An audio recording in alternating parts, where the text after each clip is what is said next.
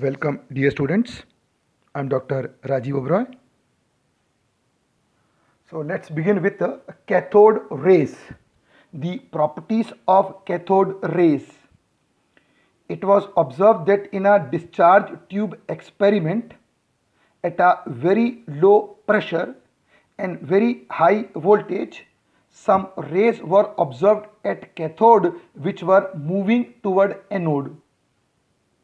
When we took a gas inside a discharge tube at a very low pressure, 10 raised to minus 6 atmosphere, as we discussed in the previous video, and high voltage current is applied, then we observed that at very low pressure and high voltage, some rays were observed at cathode which were moving toward anode, and these rays which were observed at cathode were named as cathode rays. So as I said, that in a discharge tube at very low pressure and high voltage, some rays are getting produced at cathode, and some rays are getting produced at cathode and they are moving toward anode. So this is a discharge tube in which we have taken gas at a very low pressure, 10 raised to minus 6 atmosphere. High voltage current is applied. As the result, some rays are getting produced at cathode which are moving toward anode, and these rays are termed as cathode rays. So let's begin discussing the property of cathode rays. Now remember, these cathode rays are not rays, but these are beam of particle moving very fast.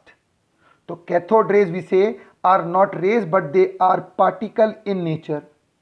The material property, cathode rays are not rays but they are particle in nature. It is beam of minute particle moving with a very fast speed. This is the first property. Second, remember, cathode rays possess straight line motion. The cathode rays, it possess straight line motion. How we came to know? If a opaque object is placed in the path of the cathode rays, its shadow is formed. If any opaque object is passed in the path of the cathode rays, then its shadow formation takes place. This shadow formation proves that cathode rays possess the straight line motion. The number one, it is particle in nature. Number two, it possesses straight line motion. Now the next property is that cathode rays possess kinetic energy. Cathode rays possess kinetic energy. How we came to know? If a metallic wheel is placed in the path of the cathode rays, a very fine metallic wheel is placed in the path of the cathode rays, then it is observed when these cathode rays collide with the wheel, this wheel start moving. So why wheel was not moving? Because it was not having enough kinetic energy. Now on collision, why it has started moving? It has received kinetic energy. So received kinetic energy from where? So it has received energy by collision of the cathode rays particles. The cathode rays particle, which means the cathode rays particle possess kinetic energy. The cathode rays possess kinetic energy. This is the third property. The next one, the cathode rays are negatively charged. That is, it possesses the electrical property. So it is observed that normally these cathode rays, they move straight since it have straight line motion. But if a very strong electric field is applied, then these rays which were normally moving straight line start getting deflected toward the positive pole. These rays which were normally moving straight line start getting deflected toward the positive pole. So this deflection of cathode rays toward the positive pole under the influence of applied electric field proves that these cathode rays are charged particle, and since they are getting deflected toward positive pole means they are negatively charged. So cathode rays are particle in nature. 1, they possess straight line motion. 2, they possess kinetic energy. 3, they are negatively charged particle. These are the four fundamental properties of cathode rays. Now remember that cathode rays possess magnetic property also. So along with the electrical property, it also possesses magnetic property, that is, it show deflection in the magnetic field also. So cathode rays get deflected in electrical field, also it get deflected in the magnetic field, means it have electrical property as well as it have magnetic property. So we say then, since cathode rays possess electrical as well as magnetic properties, therefore they are termed as electromagnetic in nature. The cathode rays are termed as electromagnetic in nature because it have electrical property as well as it have magnetic property. So due to presence of both these property, it is termed as electromagnetic in nature. Now remember that cathode rays possess penetrating property. If a very fine metallic foil is placed in the path of the cathode rays, then cathode rays penetrate the metal foil. Cathode rays possess the penetrating property, that is, it penetrates through a thin metal foil when placed in the path. So it have penetrating property. Next is that if the metal foil is thick, then what? So if metal foil is thick, then cathode rays can't penetrate it. If it can't penetrate it, then we observe that the metal foil becomes hot, which means that cathode rays possess the heating effect. The cathode rays possess heating effect. So if foil is thin, the cathode rays will penetrate through. If it is thick, then this metal foil will become hot, which means cathode rays have penetrating property. Also it have heating property like our ordinary visible light. The next one is that cathode rays produces X-rays when it is reflected by the tungsten metal. So if cathode rays are made to fall on the very shiny surface of tungsten metal and it is reflected from that surface, then the reflected rays are X-rays. So we say that cathode rays produces X-rays when they are reflected by the tungsten metal. So cathode rays, when made to fall on the shiny tungsten metal surface, and the reflected rays are X-rays. Very important, that cathode rays produces fluorescence, light, that when it is made to fall on zinc sulfide surface. Remember, cathode rays produces fluorescence, that is light, when made to fall on zinc sulfide surface. The ordinary tube light which we use at home is example of this. So the best example of cathode rays is the tube of the tube light which we use. Also the picture tube of the television, the older one. Picture tubes are also the example of cathode rays.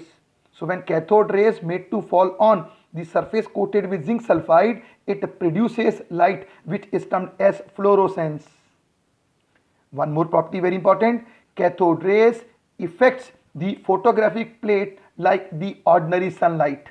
As ordinary sunlight affects the photographic plate, cathode rays also affect the photographic plate.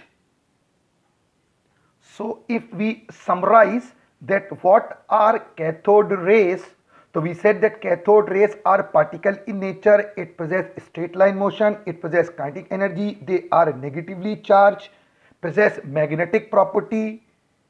And remember ki what are cathode rays? So we say cathode rays are beam of electrons. So Thomson used to call these particles as cathode rays particles. The particle which were emitted at the cathode were named as cathode rays particle by Thomson, and it was then renamed as electron by Stoney. I told you in the previous video that electron was discovered by J.J. Thomson and named by Stoney. So Thomson used to call it as cathode rays particle, but it was renamed as electron by G.J. Stoney. So what are cathode rays? So remember, cathode rays are beam of electrons. So finally we are dealing with the physical constant of electron. The physical constants. So first we discuss the mass of the electron. The mass of electron, which is represented by m, it is 9.1 10 raised to minus 31 kilograms. So in terms of kilogram, it is 9.1 10 raised to minus 31 kilograms. If I convert it into grams, it is 9.1 10 raised to minus 28 grams. So in terms of grams and kilogram, this value is very small, that is minus 28 and minus 31. So let us convert it into the smallest value of mass, which is atomic mass unit. So in terms of the atomic mass unit, it is 0.000. The mass of electron in terms of AMU is 0.0005486 atomic mass unit. 0.0005486 atomic mass unit. What is charge on electron? The charge is represented by E. The charge on electron is 1.6 into 10 raised to minus 19 coulomb negative charge. So we said that electron are negatively charged particle. So charge on electron is 1.6 10 raised to minus 19 coulomb negative charge. Let us now calculate the charge by mass ratio, also termed as E by M ratio. The charge by mass ratio. So in fact it was charge by mass ratio that was calculated first using the Mulliken oil drop method. I will discuss it later in the next video. That the charge by mass ratio was first calculated using the oil drop method, oil drop Mulliken method, and based on this E by M ratio, the charge and the mass of the electron was calculated. So as we have said, the charge on electron, the charge on electron is 1.6 10 raised to minus 19 coulomb. What is the mass on mass of electron? The mass of electron is 9.1 10 raised to minus 31 kilogram. The charge is 1.6 10 raised to minus 19 coulomb. Mass of electron is 9.1 10 raised to minus 31 kilogram. Therefore, E by M ratio comes to be, the E by M ratio comes to be 1.75 10 raised to 11 coulombs per kilogram, or we can say it is 1.75 10 raised to 8 coulomb per gram. So as I told you, in fact we first calculated E by M ratio was first calculated using Mulliken oil drop method, and then on the basis of E by M ratio, E and M was calculated. Over here I have used E and M to calculate E by M ratio. In fact, E by M ratio was first calculated and then it was converted into mass of electron and charge on electron. So in this video I have dealt with the properties of cathode rays, that is the property of electron, and the various physical constants associated with electron. So I hope that this topic is clear to you. In the next video I will be discussing regarding the anode rays. It was cathode rays in this video. Next video would be on the anode rays and the physical constant applicable to anode rays. Thank you so much.